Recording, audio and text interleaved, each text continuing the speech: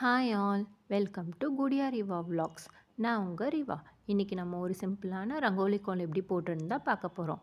ஒரு சர்க்கிள் போட்டுக்கிட்டு அந்த சர்க்கிளோட சென்டரில் டீ ஃபில்டர் வச்சு இது மாதிரி ரங்கோலி பவுடரை ஃபில் பண்ணி ஃபினிஷ் பண்ணிக்கோங்க. தென் சைட்ஸில் 2 டாட்ஸ் மாதிரி வச்சு பார்டர் போட்டுக்கிட்டே வாங்க.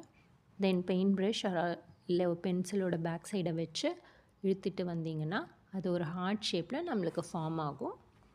தென் அதுக்கு பக்கத்தில் 3 டாட்ஸ் இல்லை 5 டாட்ஸ் மாதிரி வச்சுட்டு அதை ஒரு குழி மாதிரி போட்டுட்டு அதில் கான்ட்ராஸ்ட் கலர் ஃபில் பண்ணிங்கன்னா இந்த மாதிரி டாட்ஸ் கிடைக்கும். தென் ஸ்பூன் வச்சு அதை இழுத்திங்கன்னா ஃப்ளவர் பேட்டர்னில் நம்மளுக்கு கிடச்சிடும். தென் க்ரீன் கலரில் கொஞ்சம் பெரிய டாட்ஸாக வைங்க.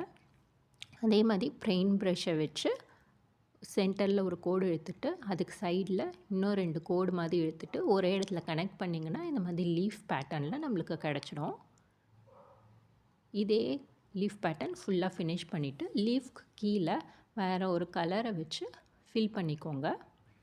தென் பெப்சி பாட்டிலோட மூடியை வச்சு ப்ரெஸ் பண்ணிங்கன்னா ஒரு சர்க்கிள் ஷேப்பில் நம்மளுக்கு கிடச்சிடும்.